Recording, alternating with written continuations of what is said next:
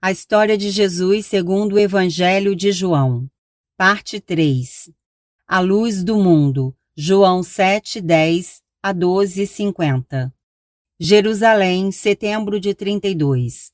Jesus não passa de um enganador. João 7:10 a 13. Contudo, alguns dias depois que seus irmãos tinham saído para Jerusalém, Jesus também foi para lá, a fim de participar da festa, só que o fez discretamente no meio das caravanas para não ser notado. Achando que Jesus devia estar na cidade, aqueles que o vigiavam se puseram a procurá-lo. Eles perguntavam nas ruas: "Você sabe onde Jesus está?" Ninguém dizia nada, embora houvesse muitos debates nas rodas de conversas que se formavam. Uns diziam: "Jesus é uma boa pessoa." Outros garantiam o contrário. "Não, de jeito nenhum. Ele não passa de um enganador. Ele é uma fraude." Vocês precisam julgar segundo o que é bom e certo. João 7:14 a 24. Com a festa das cabanas já em andamento, Jesus foi ao templo em Jerusalém e começou a ensinar na área aberta ao público em geral.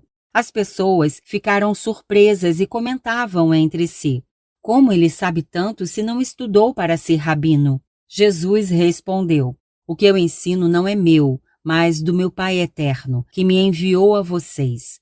É por isso que só quem busca fazer a vontade do Deus eterno pode saber se aquilo que eu digo vem dele ou vem de mim mesmo.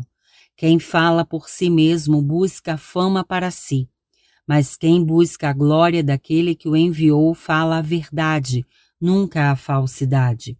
Eu busco a glória do meu Pai eterno. E o que vocês fazem? A legislação que veio por intermédio de Moisés diz: não matarás. No entanto, vocês querem me matar. Por quê? Na multidão, muitos gritaram: "Você está endemoniado!"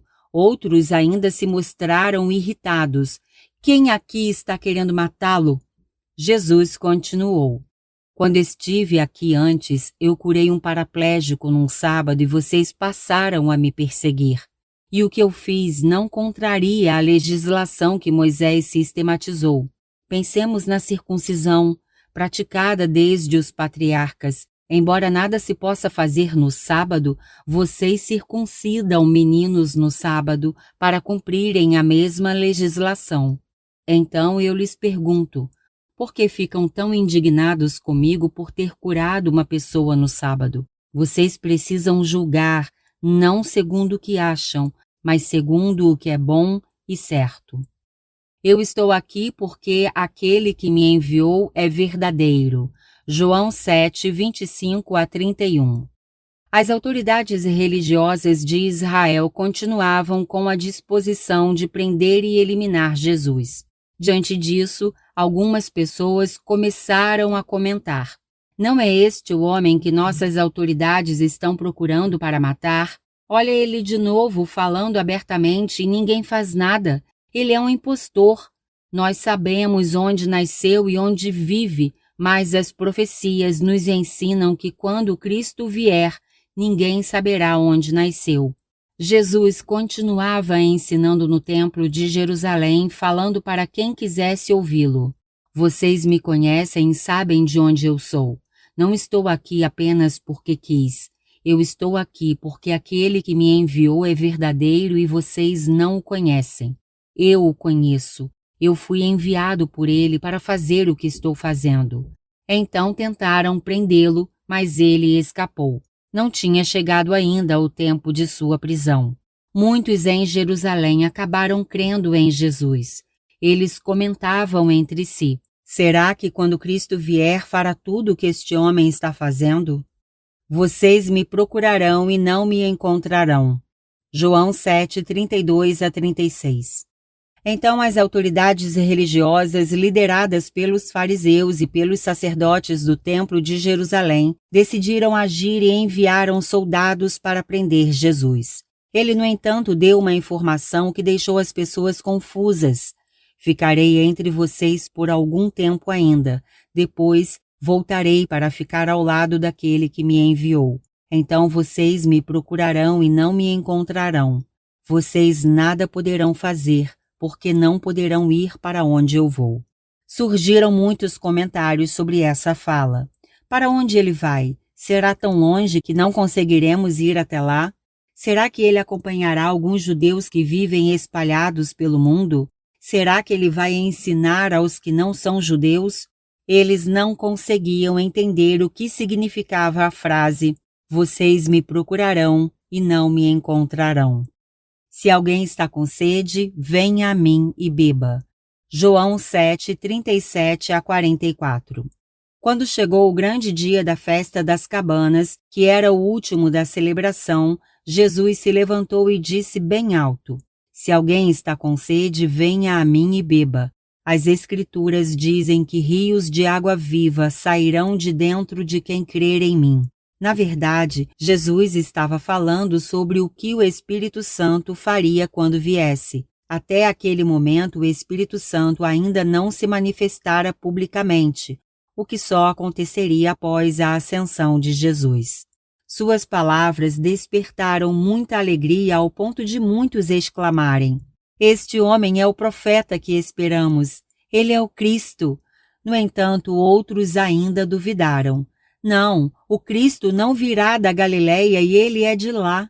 As Escrituras são claras. O Cristo é um descendente de Davi e nascerá na cidade de Belém, de onde Davi era, não de Nazaré.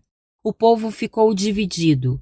Enquanto alguns criam nele como sendo o Cristo, outros queriam prendê-lo. Ninguém, porém, o prendeu. Nunca conhecemos alguém que fale como esse homem. João 7, 45 a 53. Os soldados encarregados de prender Jesus voltaram à presença dos dirigentes dos sacerdotes e fariseus. Eles ficaram surpresos. O que houve? Por que não o trouxeram? Os soldados responderam: nunca conhecemos alguém que fale como esse homem fala. Os fariseus ficaram indignados. Será que vocês também foram enganados? Nem sequer um de nós, sacerdote ou fariseu, creu nele. Só crê nele essa gentinha maldita que não conhece as nossas Escrituras. Nesse momento, Nicodemos, que tivera um encontro reservado com Jesus há alguns meses, pediu a palavra. Vocês sabem que as Escrituras determinam que não podemos condenar uma pessoa antes de ouvi-la. A reação foi forte. Você está falando como um galileu, Nicodemos. Você sabe que a Galileia nunca nos vai dar um profeta. Quando a reunião terminou, todos os participantes foram para casa. A libertação da mulher adúltera. João 8, 1 a 11. Ela tem que ser apedrejada. João 8, 1 a 5. Continuando em Jerusalém, Jesus tomou a direção do Monte das Oliveiras, fora do muro da cidade, e ali passou a noite.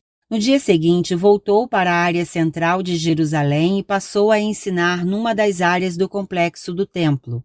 Quando ele se sentou no chão, muitas pessoas se reuniram à sua volta para o escutar. Nesse momento, alguns teólogos e fariseus apareceram. Eles trouxeram uma mulher e a puseram em pé no centro do grupo. Os homens disseram a Jesus: pegamos esta mulher em flagrante, adulterando. Nossa legislação é clara. Ela tem que ser apedrejada. Queremos saber a sua opinião. Depois ele continuou escrevendo. João 8, 6 a 8. O objetivo deles era pôr Jesus à prova, para ver se descobriam algo que pudesse usar contra ele. Em lugar de responder, Jesus se curvou ainda mais para escrever no pó do chão com o dedo. Eles insistiram para que respondesse. Jesus então ficou em pé e perguntou aos teólogos e fariseus: há entre vocês alguém que não tenha pecado? Se alguém aqui não tiver pecado, jogue a primeira pedra nela. Depois ele voltou a se sentar no chão, onde continuou escrevendo. Onde estão os seus acusadores? João 8, 9 a 11. Diante da fala de Jesus, os líderes da delegação de teólogos e fariseus se retiraram, no que foram seguidos por todos os outros do grupo. Só Jesus e a mulher ficaram ali, ambos em pé. Então Jesus perguntou: Mulher, onde estão os seus acusadores? Não a condenaram? Ela respondeu: Ninguém. Foram todos embora. Jesus então disse: Eu também não a condeno. Vá embora e pare de pecar. Eu sou a luz do mundo. João 8,12. Estando ainda em Jerusalém, quando as lâmpadas da festa das cabanas já tinham sido apagadas, Jesus disse aos que com ele estavam: Eu sou a luz do mundo. Quem me segue não anda nas trevas. Bem ao contrário, quem me segue tem a luz da vida. O que eu digo é aprovado pelo meu Pai. João 8, 13 a 19. Os fariseus o contestaram de imediato. Com base na interpretação que faziam da legislação judaica, eles proibiam que uma pessoa apresentasse sua própria defesa. Como Jesus falava de si mesmo, eles disseram: Você está sendo seu próprio advogado. Esse tipo de defesa não é legalmente válido. Jesus respondeu: É verdade que falo sobre mim mesmo, mas o que eu falo é totalmente verdadeiro. Eu sei de onde vim e sei para onde vou, mas vocês não conseguem compreender esta realidade. Vocês falam a partir do que veem, sempre pelas aparências, e então me reprovam. Eu faço diferente. O que eu digo sobre mim é verdadeiro, porque o que eu digo é aprovado pelo meu Pai eterno. Foi Ele que me enviou. Jesus continuou: Vamos examinar a própria legislação que vocês estão usando contra mim. Nela está escrito que os testemunhos de duas pessoas devem ser aceitos. Eu dou a minha versão dos fatos e o Pai eterno que me enviou diz a mesma coisa. Os fariseus replicaram: Então nos diga, onde o seu Pai está? Jesus respondeu: Vocês não reconhecem quem eu sou, porque não sabem quem é o Deus eterno.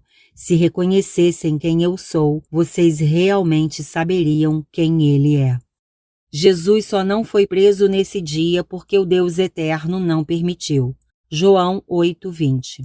Esse debate aconteceu no Templo de Jerusalém, perto do gasofilácio, a caixa onde as pessoas depositavam seus dízimos e suas ofertas. Ele só não foi preso nesse dia porque o Deus eterno não permitiu. Aquele que me enviou continua comigo. João 8, 21 a 30.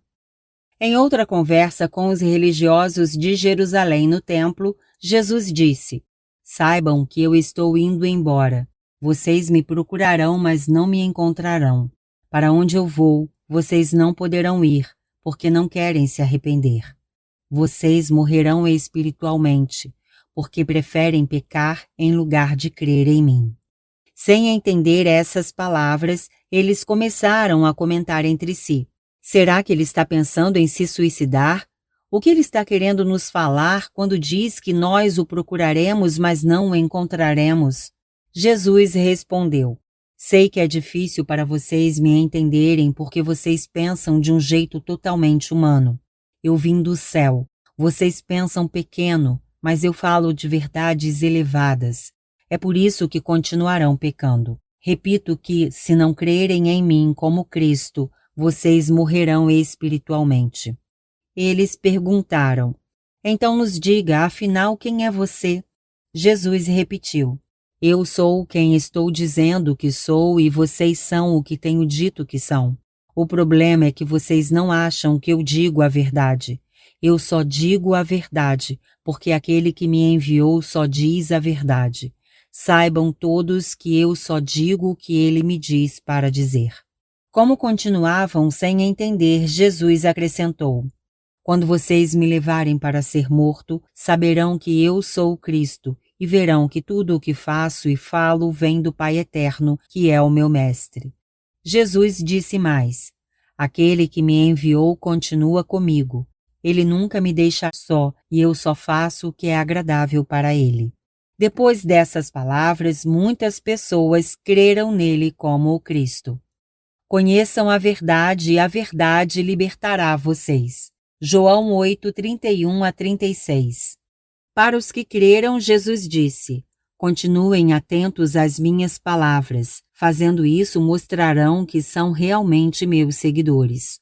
Conheçam a verdade libertará vocês. Eles perguntaram: Como você nos promete a liberdade se já somos livres? Nós somos descendentes de Abraão e nunca fomos escravos de ninguém. Jesus respondeu: Prestem bem atenção. Todo aquele que vive no pecado é escravo do pecado. Vocês bem sabem que o escravo não fica para sempre na casa em que trabalha, mas o filho do dono fica. Para serem filhos e não escravos, vocês precisam que eu os liberte. Eu sigo as ordens do Deus eterno. João 8, 37 a 42. Jesus disse mais, agora para um grupo maior e não apenas para os que creram nele. Eu sei que vocês descendem de Abraão, a quem consideram como pai. Assim mesmo, vocês querem me matar, porque não aceitam as minhas palavras. O que eu falo vem do meu Pai eterno, mas o que vocês falam vem do pai de vocês. Eles protestaram: Nosso pai é Abraão. Jesus respondeu: Nada disso. Se vocês fossem realmente filhos de Abraão, fariam o que Abraão fez. Eu disse a verdade vinda de Deus, que é o meu Pai eterno, e vocês querem me matar. Abraão nunca faria isso. Vocês não estão sendo fiéis a ele, mas a outro pai, que não é Abraão. Eles responderam: Nós somos filhos legítimos do Deus eterno. Ele é o nosso pai. Jesus disse: Se o Deus eterno fosse de fato o pai de vocês, com toda certeza vocês me amariam, porque saberiam que eu vim dele e aqui estou. Eu não faço o que eu quero, eu sigo as ordens do Deus eterno. Vocês não creem em mim porque não amam o Deus eterno. João 8, 43 a 47. Jesus prosseguiu: Vocês não entendem o que eu digo, porque não querem entender. Por isso serei mais claro ainda. O problema é que vocês não são filhos do Deus eterno, vocês são filhos do diabo. Ele é o pai de vocês. Por essa razão fazem tudo para agradar a ele, não ao Deus eterno. O diabo é um assassino, sempre foi. O diabo é um mentiroso, sempre foi. Ele nunca fala a verdade, tudo o que diz é mentira. Ele é mentiroso e pai da mentira. Jesus disse ainda mais: É por isso que vocês não creem na verdade que eu digo. Estou errado? Estou pecando? Vocês sabem que não. Por que então não creem em mim? Se o Deus eterno fosse o pai de vocês, ouviriam o que ele diz, que é o mesmo que eu digo. Vocês não creem em mim porque não amam o Deus eterno. Todo aquele que ouve e pratica o que eu ensino viverá eternamente. João 8, 48 a 51. O debate de Jesus com os religiosos no templo continuou. Eles disseram: Tudo o que você nos diz mostra que você não passa de um samaritano endemoniado. Jesus respondeu: Eu não tenho demônio, bem ao contrário, tudo o que eu faço é para exaltar o meu Pai eterno. Tudo o que vocês fazem é me insultar. Eu não estou atrás de honra, mas vocês só querem honra. Por esse motivo, vocês pensam de mim o que eu não sou. Então vou repetir para que entendam. Todo aquele que ouve e pratica o que eu ensino viverá eternamente. Quem garante que falo a verdade é o meu Pai. João 8, 52 a 55. Os religiosos ficaram ainda mais furiosos. Agora temos certeza, você está endemoniado. Abraão e os profetas do nosso povo morreram há muito tempo, e você chega agora e tem a petulância de nos dizer que os que ouvem as suas palavras viverão para sempre? Parece que você se acha maior que o nosso pai Abraão, falecido há muito tempo. Você está se igualando aos nossos profetas do passado? Tenha paciência, ponha-se no seu lugar. Jesus respondeu: Se eu buscasse honra para mim, vocês estariam com a razão, mas esse tipo de coisa não me interessa.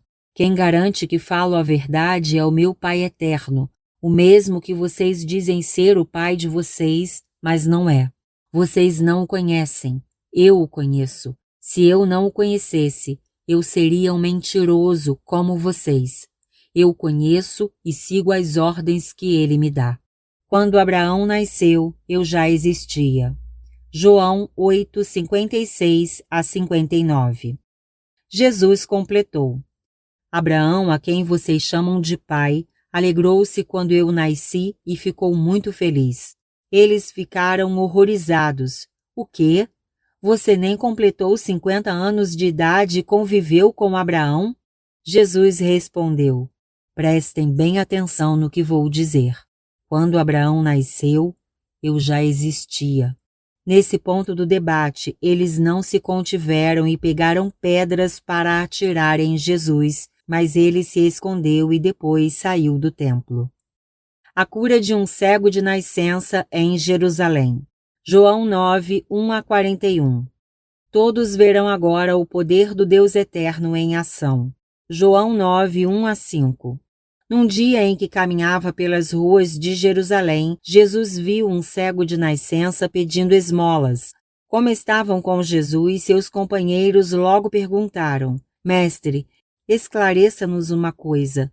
Sabemos que este homem nasceu cego e que toda doença é um castigo pelo pecado cometido. Então foi ele que pecou quando estava no ventre de sua mãe, ou ele agora está pagando pelos pecados dos seus antepassados? Jesus respondeu: Nem uma coisa nem outra. Nem ele nem seus pais pecaram para que ele ficasse cego. Precisamos pensar de outro modo. Estamos agora diante da oportunidade de mostrar o que o Deus eterno faz. Eu fui enviado ao mundo para ser a luz do mundo, e todos verão agora o poder do Deus eterno em ação. O cego lavou o rosto e passou a ver. João 9, 6 a 7. Ditas essas palavras, Jesus se aproximou do cego e cuspiu na terra. Com a saliva, fez lama. Depois pegou a lama, passou nos olhos do cego e ordenou: Vá até o tanque de Siloé e lave o seu rosto. A propósito, o nome desse tanque, Siloé, significa enviado, como Jesus, que foi enviado pelo Deus eterno. O cego foi até lá, lavou o rosto e passou a ver. O nome dele é Jesus. João 9, 8 a 12. A notícia logo se espalhou. No dia seguinte, os vizinhos que sempre viam o cego pedindo esmolas estranharam o que tinha acontecido. Admirados, começaram a comentar uns com os outros: Opa, este homem não é aquele mendigo que ficava sentado na calçada? Todos tinham suas opiniões. Um deles confirmou: Com certeza, é o mesmo homem. Outro complementou: Se não é ele, parece muito com ele. O ex-cego repetia: Sim, sou eu. Então o terceiro morador lhe perguntou: Se você é o cego que pedia esmolas, como foi que agora você está enxergando? Ele respondeu: Aconteceu o seguinte: um homem cuspiu no chão, fez uma lama com a sua saliva, passou nos meus olhos e me disse: Vá até o tanque de Siloé e lave o seu rosto. Eu fui, me lavei e agora estou enxergando. Um quarto morador o pressionou: Quem foi o homem? Ele respondeu: O nome dele é Jesus. Alguém que ainda não tinha perguntado nada quis saber: E onde esse Jesus está agora? Ele respondeu: Vocês agora me apertaram porque eu não sei. Ele era completamente cego, mas Jesus o curou. João 9, 13 a 17. Alguns moradores pegaram o ex-cego e o levaram aos fariseus com a seguinte informação: Este mendigo era completamente cego, mas um homem chamado Jesus o curou ontem, sábado. Os fariseus pediram para que o mendigo confirmasse a história. Ele confirmou: Ele passou lama nos meus olhos, eu me lavei e agora enxergo. Os fariseus ficaram confusos por um breve momento até que um deles resolveu recriminar Jesus. Esse Jesus não é um homem de Deus. Se fosse, ele guardaria o sábado. Outro ponderou: Temos um problema. Como um pecador que desrespeita o sábado pode fazer um milagre tão grande? Tentando resolver a questão, um dos fariseus perguntou ao ex-cego: E você? Qual a sua opinião a respeito desse homem que o curou? Ele foi firme em sua resposta: Para mim, ele é um profeta. Se nasceu cego, como é que agora ele enxerga? João 9, 18 a 23. Assim mesmo, os fariseus passaram a duvidar que a cura tinha acontecido. Por esse motivo, foram procurar os pais do ex-cego. Quando chegaram à casa deles, questionaram o casal. Estamos aqui com o filho de vocês. Digam-nos, ele realmente nasceu cego? Se nasceu, como é que agora ele enxerga? O pai tomou a palavra. Temos certeza que ele é o nosso filho e temos certeza que nasceu cego. A mãe completou. Nós não sabemos quem o curou. O pai sugeriu. Mas há um jeito de vocês saberem. Perguntem a ele. Nosso filho tem idade suficiente para responder. Na verdade, os pais deram essa resposta porque estavam com medo dos fariseus, que tinham ameaçado de excomunhão quem admitisse que Jesus era o Cristo. Foi por isso que sugeriram que perguntassem diretamente ao rapaz. Eu era cego e agora enxergo. João 9, 24 a 34. Os fariseus voltaram a interrogar o ex-cego. Um deles foi bem incisivo. Jure falar a verdade em nome do Deus eterno. Não se deixe enganar por Jesus. Ele é um pecador. O ex-cego respondeu. Se ele é pecador, isso eu não sei. O que eu sei é que eu era cego e agora enxergo. Um dos fariseus insistiu com ele. Como foi que ele fez? O que aconteceu exatamente? O ex-cego, já um pouco irritado, respondeu. Eu já disse, vocês não querem ouvir. Por que perguntam sempre a mesma coisa? Depois de uma pausa, ele ironizou. Parece que vocês querem se tornar seguidores dele. Os fariseus ficaram furiosos. Está ficando doido? Pare com essa bobagem. Você é que se tornou um seguidor dele. Nós continuamos fiéis a Moisés. Temos certeza que a autoridade de Moisés vem do Deus eterno, mas quanto a esse Jesus, não temos a menor ideia de onde ele vem. O ex-cego respondeu, isso aí é um problema de vocês. Para mim, o que importa é que ele me curou e agora vejo. Depois acrescentou, vocês sabem que o Deus eterno não ouve as orações dos pecadores.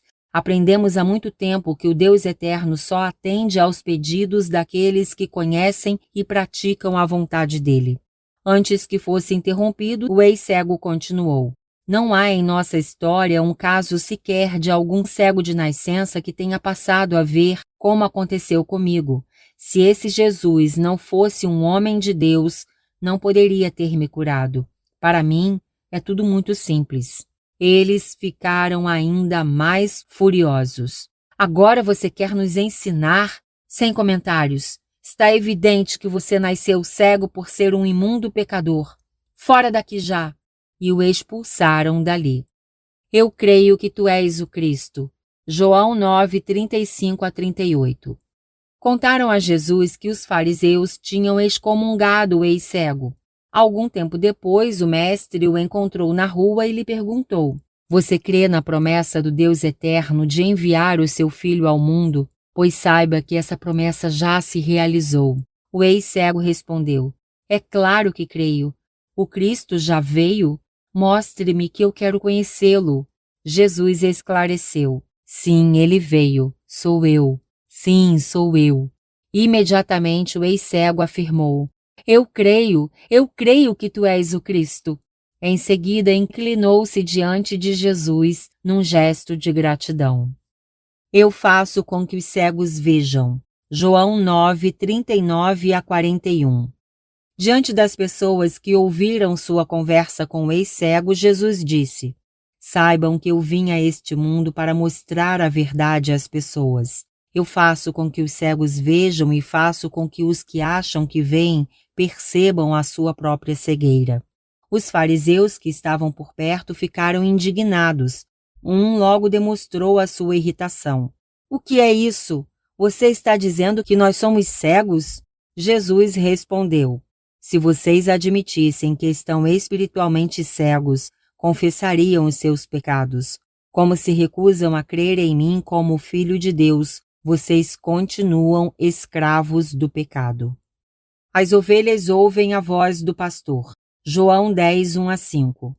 Refletindo ainda sobre o episódio recente da cura do cego de nascença, Jesus disse aos dirigentes religiosos, tenho algo ainda para lhes dizer. Vou fazer uma comparação. Vocês bem sabem que quem é ladrão e salteador não entra no curral das ovelhas pelo portão, mas pula a cerca por outro lugar. Só o pastor das ovelhas entra pelo portão. O guarda abre o portão quando ele chega. As ovelhas ouvem a voz do pastor. Ele as chama por seus nomes e elas o seguem. Como parecia que seus ouvintes não estavam entendendo, Jesus foi mais claro. O pastor leva todas as suas ovelhas para pastar. Ele vai na frente e elas o seguem porque conhecem bem a voz dele. Elas não seguirão um estranho. Na verdade, fugirão dele. Elas não seguirão uma pessoa que não conhecem. Eu vim para trazer vida e vida transbordante. João 10, 6-10. Seus ouvintes ainda não tinham compreendido o que Jesus estava querendo dizer com aquela comparação. Por isso Jesus explicou de novo. Vou dizer a mesma coisa, agora de outro modo. Eu sou também o portão por onde entram as ovelhas. Os demais portões por onde vocês têm entrado roubam e assaltam vocês. Não entrem por eles. Eu sou o único e verdadeiro portão. Quem entrar pelo portão que sou eu, estará em segurança plena, poderá entrar e sair para pastar tranquilamente. O ladrão quer somente roubar, matar e destruir. Eu vim para trazer vida e vida transbordante. Eu sou o bom pastor. João 10, 11-18. Jesus continuou. Além de ser o portão, eu sou também o próprio pastor, o bom pastor, porque ponho a minha vida em risco por causa das ovelhas. Não sou como o mercenário. O mercenário não tem nenhum afeto pelas ovelhas. Por isso, quando vê o lobo se aproximando para as devorar, ele foge sem se importar. Jesus disse mais: Eu sou o bom pastor. Eu conheço pelo nome as minhas ovelhas e elas me conhecem. Eu me relaciono com as minhas ovelhas como o Pai eterno se relaciona comigo. Ele me conhece e eu o conheço. Eu entrego a minha vida pelas minhas ovelhas. Jesus acrescentou ainda: Quero que saibam que tenho outras ovelhas. Elas ainda não estão sob os meus cuidados. Preciso buscá-las. Quando falar com elas, elas me ouvirão. Então haverá um único rebanho e um único pastor, que sou eu. O Pai eterno me ama e eu estou pronto para entregar a minha vida pelas ovelhas, mas ele me devolverá a minha vida. Não são as pessoas que tiram a minha vida. Sou eu que a ofereço de livre e espontânea vontade. Eu sou livre para entregar a minha vida para morrer e depois recuperá-la. Tudo o que eu faço é de comum acordo com o meu Pai eterno. Porque vocês ainda ouvem o que ele diz? João 10, 19-21. Quando ele disse isso, os dirigentes religiosos se dividiram em suas opiniões. Uns diziam: ele está com demônio. Outros gritavam: ele ficou doido. Outros mostravam a sua indignação. Virando-se para o público que a tudo escutava, eles se esforçavam para desmoralizar Jesus. Por que vocês ainda ouvem o que ele diz? Apesar das várias investidas contra Jesus, nem todos concordavam. Um deles afirmou o seguinte: um endemoniado não fala desse modo. Outro encerrou os ataques dizendo: o demônio não faz um cego enxergar. Jerusalém, 18 de dezembro de 32. Hanukkah. João 10, 22-23. Após esse embate, Jesus permaneceu em Jerusalém. Ele estava na cidade quando chegou a época da festa da restauração. Essa festa, celebrada anualmente em dezembro, era conhecida também como Festa das Luzes ou Hanukkah em hebraico. Ela recordava que no ano 164 antes da era cristã, os gregos que tinham profanado o templo foram derrotados pelos judeus que o purificaram e o consagraram de novo ao Deus eterno. Como era inverno, Jesus andava na parte interna do templo, tendo chegado pelo pórtico de Salomão, que era uma das entradas cobertas usadas como acesso ao templo, especialmente nessa estação fria do ano. Você é o Cristo? João 10, 24 a 30. Quando viram Jesus, os dirigentes religiosos o questionaram. Até quando vai durar o suspense que você vem fazendo? Responda agora em público para que todos saibam, você é o Cristo? Jesus respondeu, eu tenho dito que sou o Cristo por intermédio das obras que realizo. Elas demonstram quem eu sou, mas não adianta. Vocês não creem, embora estejam vendo. Vocês não creem porque não são e não querem ser minhas ovelhas. As minhas ovelhas me ouvem e me conhecem. Eu as conheço também. Quando as chamo, elas me seguem. Eu dou a elas a vida eterna. Elas nunca morrerão espiritualmente. Jesus concluiu, saibam que quem faz isso é o meu Pai eterno. É maravilhoso o que ele faz. Ninguém pode arrebatar as ovelhas das minhas mãos.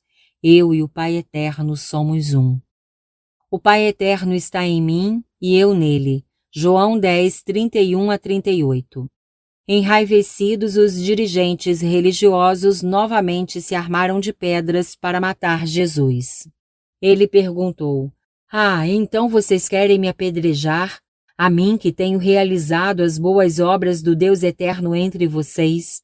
A propósito, por qual delas vocês acham que eu mereço morrer? Eles responderam, não se trata disso. Nós vamos apedrejar você por causa de sua blasfêmia ao dizer que é Deus. Não fique se passando por Deus porque você não o é. Ninguém pode ser. Jesus respondeu, então, vamos lá. Recordemos as Escrituras que não falham. Nelas o Deus Eterno disse no Salmo 82, vocês se acham deuses. Ora, se ele fala assim sobre algumas pessoas que se consideravam como divinas por causa do poder que tinham, por que vocês dizem que estou blasfemando por dizer que sou filho de Deus? Eu fui separado e enviado pelo Pai Eterno para fazer o que estou fazendo. Vejam só, se eu não faço as obras do Pai Eterno, vocês não creem em mim. Se faço, vocês não creem do mesmo modo. Então interpretem corretamente pelo menos as obras que eu tenho feito. Se fizerem isso, conhecerão e compreenderão que o Pai Eterno está em mim e eu estou nele.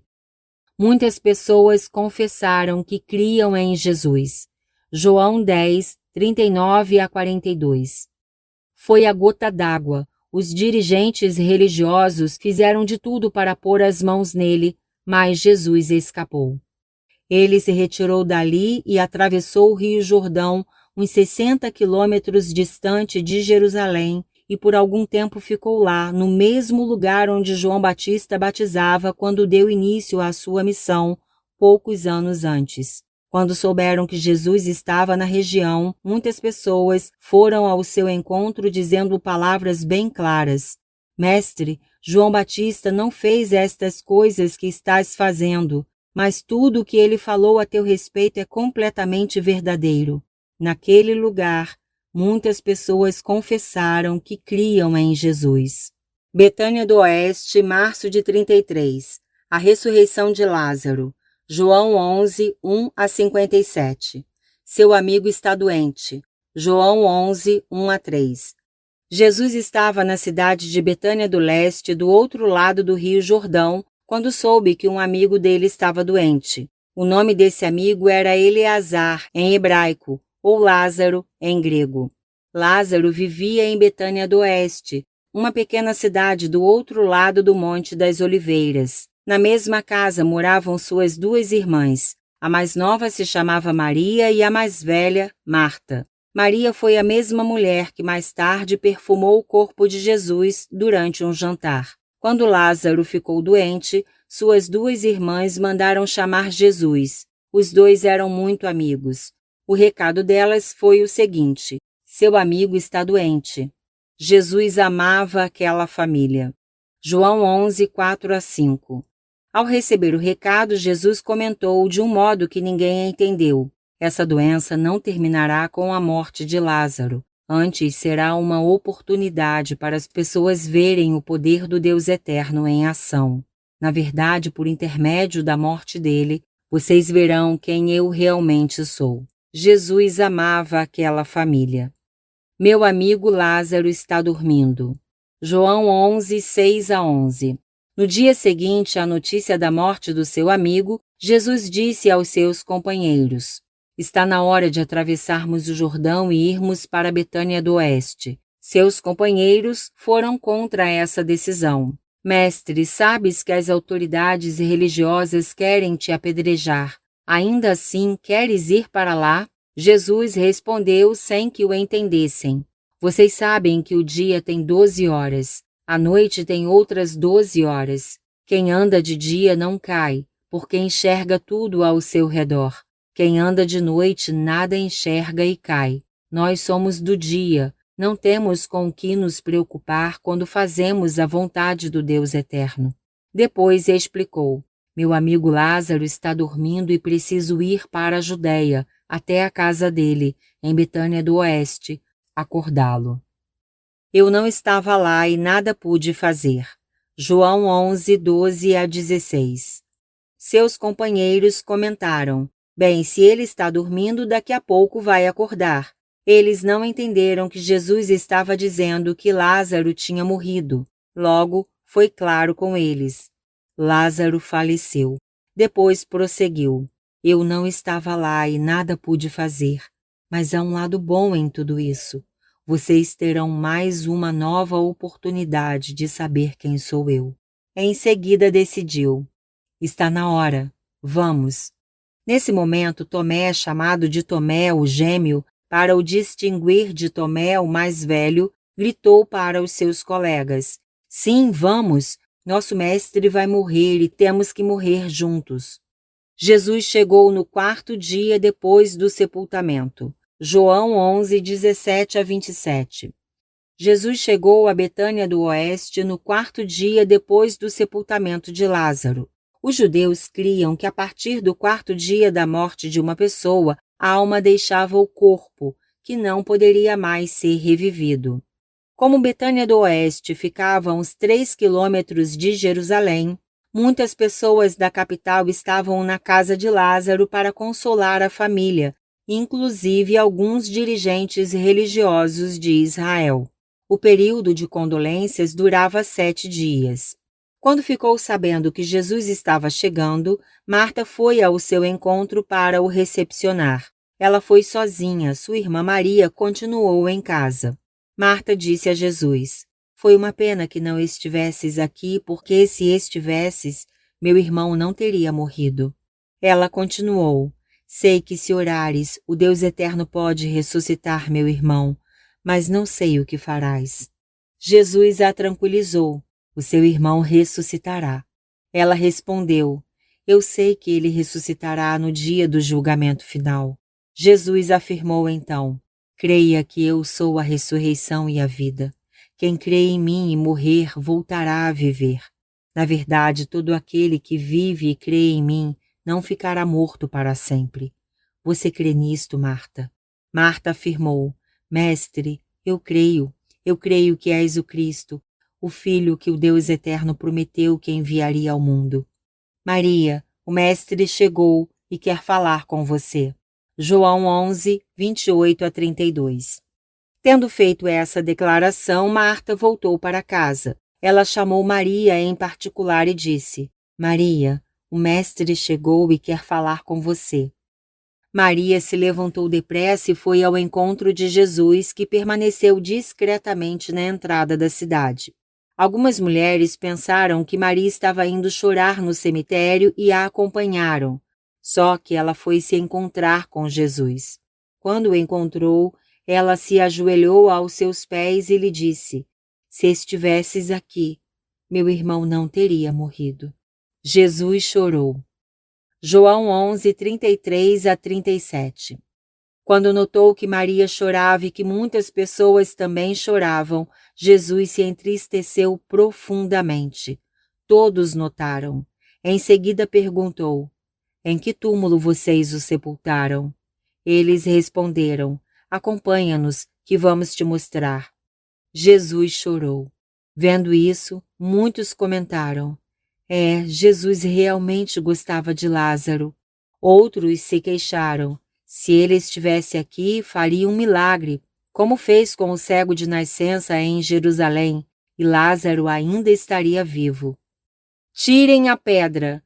João 11, 38 a 41a. Ainda muito comovido com a situação, Jesus foi até o túmulo de Lázaro. Uma pedra fechava a entrada. Jesus deu uma ordem aos que o acompanhavam. Tirem a pedra. Marta o advertiu.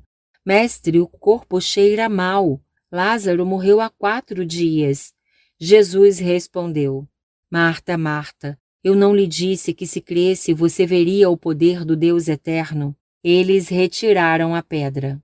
Agora desamarrem Lázaro. João 11, 41b a 44.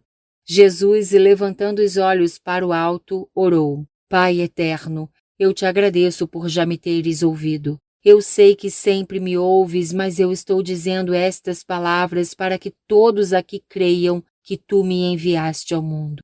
Em seguida gritou bem forte. Lázaro, saia daí. Lázaro saiu. Seus pés e suas mãos estavam amarrados com ataduras. Seu rosto estava coberto por um pano. Jesus disse aos presentes, agora desamarrem Lázaro para que ele possa continuar a sua vida. Se o deixarmos vivo, todos crerão que ele é o Cristo. João 11, 45 a 48. As pessoas que tinham testemunhado a ressurreição de Lázaro se dividiram. Umas creram em Jesus, outras foram denunciar aos fariseus o que Jesus fizera. Sem demorar, os fariseus e as autoridades sacerdotais convocaram uma reunião dos membros do Sinédrio em Jerusalém. Um deles disse, temos que tomar uma providência. O homem continua fazendo milagres. Se o deixarmos vivo, todos crerão que ele é o Cristo. Outro foi ainda mais preciso. Quando isso chegar ao conhecimento das autoridades romanas, elas mandarão o seu exército contra nós, profanarão nosso templo e sufocarão nossa nação. Para o bem do povo, esse Jesus tem que morrer. João 11, 49 a 53. Um dos membros do Sinédrio e que ocupava o cargo de sumo sacerdote desde o ano 18 da era cristã, disse ter uma solução. Seu nome era Caifás. Sua proposta aos colegas de tribunal foi a seguinte: para o bem do povo, esse Jesus tem que morrer. Se não o sacrificarmos, toda a nação será destruída. Na verdade, Caifás acabou profetizando, sem querer, que Jesus morreria sacrificialmente em lugar das pessoas. O Sinédrio concluiu que Jesus tinha que morrer. Será que Jesus virá para a festa? João 11, 54 a 57. Por causa do risco de ser preso e morto, Jesus parou de circular abertamente pelas cidades. Ele decidiu se afastar e ficou por um tempo com os companheiros num lugar chamado Efraim do Deserto, depois conhecido como Taíbe, uma cidade a 15 quilômetros ao nordeste de Jerusalém. Por isso, quando chegou de novo a época da Páscoa, Jesus não estava em Jerusalém. Muitos judeus saíram da região de Efraim no deserto, onde ficava Betânia do Leste, e foram para Jerusalém, a fim de se preparar para a festa. Procuraram por Jesus no templo, mas não o encontraram. Eles perguntaram uns aos outros, será que Jesus virá para a festa neste ano? Jesus continuou escondido, porque as autoridades religiosas tinham dado a ordem para que, se fosse visto, deveria ser denunciado a fim de ser preso. Houve um jantar especial na casa de Simão. João 12, 1 a 2. Algum tempo depois, Jesus retornou para Betânia do Oeste, perto de Jerusalém. Num domingo antes da Páscoa, houve um jantar especial na casa de Simão, um homem que fora curado de grave doença da pele. Convidado, Jesus estava lá, acompanhado de outros amigos. Entre eles estavam Lázaro, a quem Jesus ressuscitara, e suas irmãs Marta e Maria. Lázaro estava ao lado de Jesus durante a refeição. Marta ajudava a servir. A mesa da refeição era baixa e as pessoas se sentavam em torno dela, no chão ou num sofá, com os corpos pendendo para frente e os pés para trás. O perfume era de nardo puro. João 12, 3.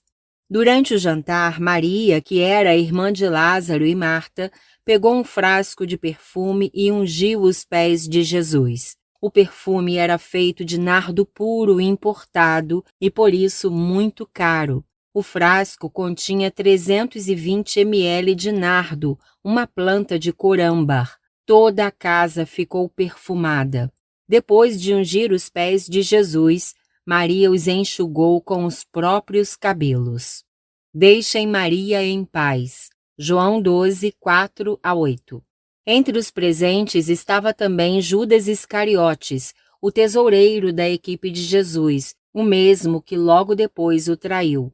Aparentando ter ficado escandalizado com o gesto de Maria, Judas disse: "Que desperdício, gente! Se esse perfume fosse vendido, mas não derramado assim, renderia dinheiro suficiente para alimentar uma família durante um ano.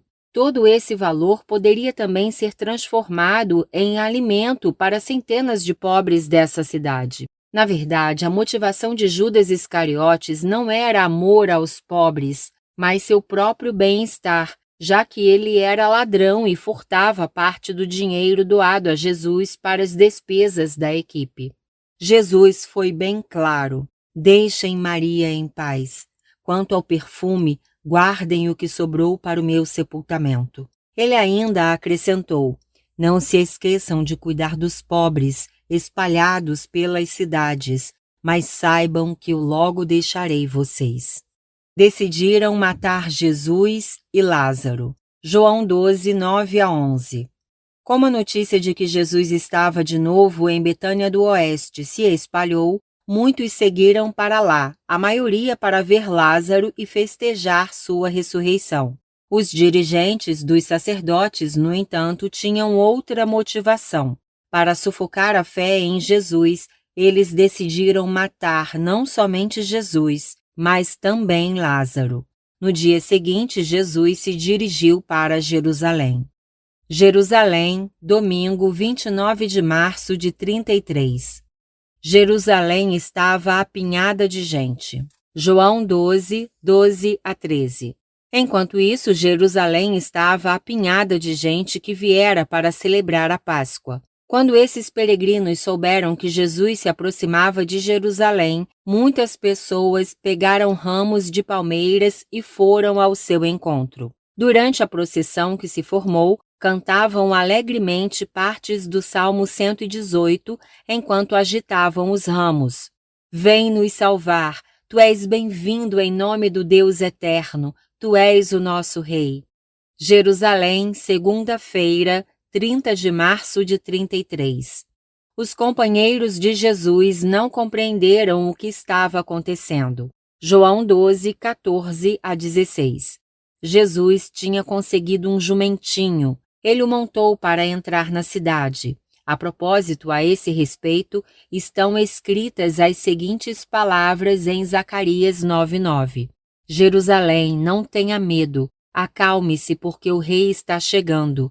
Veja, ele está montado num jumentinho. Os companheiros de Jesus não compreenderam naquele momento o que estava acontecendo. Só mais tarde, quando Jesus ressuscitou, eles entenderam as profecias que no passado tinham sido proferidas sobre o Cristo, que era Jesus. Logo o mundo inteiro crerá em Jesus. João 12, 17-19. Entre os que saudavam Jesus a caminho de Jerusalém, alguns tinham estado em Betânia do Oeste quando Lázaro foi trazido de volta à vida. Agora falavam abertamente sobre isso. Sabendo desse milagre, muitas outras pessoas foram se encontrar com Jesus em Jerusalém, para desespero dos fariseus, que começaram a discutir entre si. Eles diziam: nossa estratégia está errada, estamos perdendo, as pessoas estão procurando por Jesus. Logo o mundo inteiro vai crer nele. Jerusalém, terça-feira, 31 de março de 33.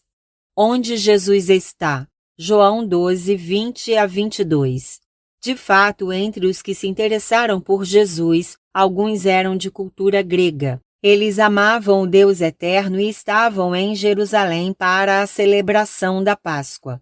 Quando encontraram Filipe, que era natural de Betsaida, Às margens do mar da Galileia, eles lhe perguntaram: Estamos à procura de Jesus. Onde ele está? Filipe chamou André, que também era natural de Betsaida, e foram conversar com Jesus. Está chegando a hora da minha morte. João 12, 23 a 26. Quando soube que o interesse por ele tinha se espalhado, Jesus fez a seguinte afirmação: Está chegando a hora da minha morte. Vocês sabem que o grão de trigo é plantado como se estivesse morto e enterrado, mas depois brota e produz vários sacos de trigo. Para cumprir sua missão, o grão precisa morrer. De igual modo, aqueles que põem os seus próprios interesses acima de tudo não alcançam a felicidade. A vida plena é para aqueles que abrem mão de seus próprios interesses. Sigam-me prontos para fazer o que lhes peço. O Pai Eterno se alegrará com aqueles que têm prazer em me amar do mesmo modo que eu o amo.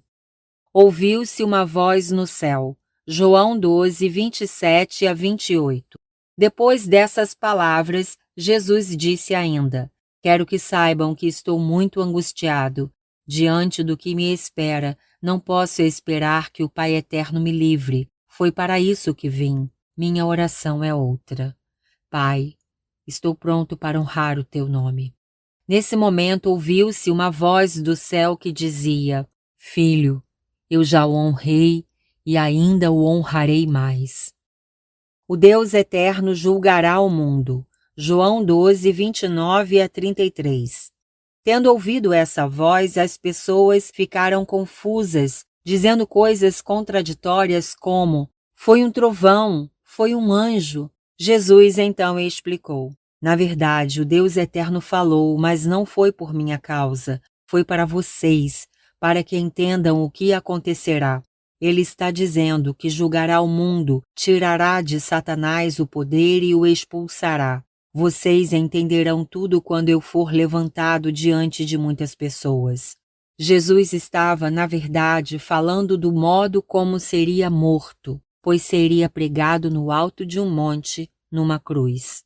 Aproveitem que a luz ainda está aqui. João 12, 34 a 36a. A conversa continuou. Do meio da multidão, alguém perguntou: O que sabemos pelas Escrituras é que o Cristo permanecerá para sempre. Agora você diz que ele será morto? De quem você está realmente falando? Jesus respondeu: Vou dizer ainda o seguinte: aproveitem que a luz ainda está aqui com vocês. Esta é a hora. Façam o que precisam fazer enquanto a luz brilha. Não permitam que as trevas os surpreendam. Quem anda na escuridão não sabe onde está nem para onde vai. Enquanto a luz está aqui, creiam nela. Se vocês crerem, serão filhos da luz. Eles continuaram sem crer. João 12, 36b a 41. Tendo assim falado, Jesus foi embora, sem dizer para onde. Apesar de tudo que disse e fez, muitos continuaram sem crer nele. Desse modo, tornaram verdadeiras as palavras do profeta Isaías. Ó Deus eterno, quem creu na nossa pregação? Quem viu que estavas em ação? Isaías 53, 1. Eles não conseguiam crer porque, como disse ainda o mesmo profeta, o Deus eterno cegou os seus olhos e endureceu o seu coração, para que não vejam com os olhos nem entendam com o coração, até que se convertam e sejam salvos por mim. Isaías 6:10. Isaías disse isso porque o Deus Eterno lhe permitiu ver o que aconteceria com o Cristo quando viesse ao mundo. Muitos creram em Jesus como o Cristo. João 12, 42 a 43. Houve muitos que creram em Jesus como o Cristo, inclusive alguns dirigentes religiosos. Infelizmente, porém, muitos desses dirigentes não admitiam publicamente a sua fé, com medo de serem excomungados das sinagogas pelos fariseus. Essas pessoas, na verdade, preferiram a aprovação humana e perderam a honra que vem do Deus eterno. Não vim para julgar, mas para salvar. João 12, 44 a 48. Jesus disse também: quero deixar bem claro que quem crê em mim também crê naquele que me enviou. Quem me vê está vendo também aquele que me enviou. Em seguida acrescentou: repito que vim como luz para o mundo, para que as trevas sejam dissipadas. Por isso lamento que alguns que têm ouvido as minhas palavras não creiam. Não vou julgá-los, porque não vim para julgar, mas para salvar. Quem não crê em mim é que se condena. Perde a alegria da vida agora e ainda será julgado no final dos tempos. Falo com a autoridade que o meu Pai me deu. João 12, 49 a 50. Jesus concluiu dizendo: garanto que não falo de mim mesmo, falo com a autoridade que o meu Pai eterno me deu. Foi ele que me disse o que eu deveria dizer. Quem ouve o que ele diz tem a vida eterna. Foi para dizer isso que ele me enviou, e eu só digo o que ele me disse para dizer.